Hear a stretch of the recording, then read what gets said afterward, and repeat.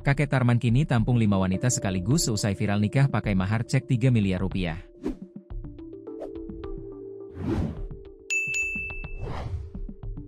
Kabar terbaru kakek Tarman, 74, yang viral nikahi wanita lebih muda 50 tahun pakai mahar cek 3 miliar rupiah. Viralnya kakek Tarman selain karena mahar fantastis untuk menikah dengan Sheila Arika, 24, juga terkait cek yang diduga palsu. Bahkan kakek Tarman sempat dilaporkan ke polisi karena pelapor ragu dengan keaslian cek tersebut. Soal cek yang diduga palsu itu sedang diusut Satreskrim Polres Pacitan, Polda Jawa Timur. Namun sudah 3 kali kakek Tarman dipanggil penyidik tidak juga hadir memenuhi panggilan tersebut. Oleh karena itulah kakek Tarman terancam dijemput polisi. Ironisnya di tengah dirinya menghadapi perkara cek yang dilaporkan palsu, kini kakek Tarman kembali jadi sorotan. Pasalnya kakek Tarman kedapatan menampung 5 wanita yang termakan janjinya dicarikan pekerjaan sebagai pencari cengkih. Bahkan kakek Tarman meyakinkan kepada kelima wanita tersebut akan menyalurkan cengkih tersebut ke perusahaan rokok ternama. Kakek Tarman mengaku kenal dekat dengan bos perusahaan itu sehingga para wanita tersebut percaya.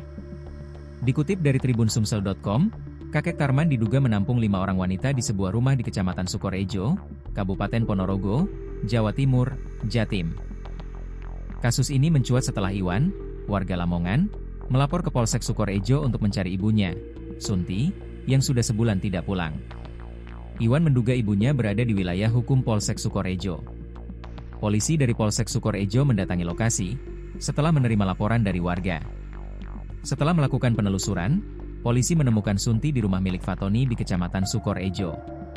Saat petugas datang, ternyata tidak hanya Ibu Sunti yang ditampung di rumah tersebut, tetapi ada 4 perempuan lain yang senasib, ujar Paur Humas Polres Ponorogo, Ibtu Yayun Sriwiningrum, Selasa, 4 November 2025, dilansir dari Kompas.com. Kelima perempuan tersebut mengurai pertemuan awal mereka dengan kakek Tarman yang dimediasi seorang bernama Eko, yang disebut sebagai kaki tangan suami Sheila Arika itu. Kakek Tarman mengaku mengenal langsung bos PT Jarum. Kemudian, korban dijanjikan kakek Tarman untuk bekerja sebagai pencari cengkih yang akan disalurkan ke perusahaan rokok PT Jarum. Mereka dijanjikan oleh Mbah Tarman bahwa cengkih yang mereka kumpulkan akan disalurkan ke PT Jarum. Bahkan, kakek Tarman mengaku mengenal langsung bos PT Jarum, tambah Yayun. Setelah diperkenalkan, mereka dibujuk untuk tinggal sementara sambil menunggu pekerjaan tersebut terrealisasi. Namun, setelah sebulan, janji tersebut tidak pernah terbukti, dan mereka hanya ditampung di rumah itu tanpa aktivitas yang jelas.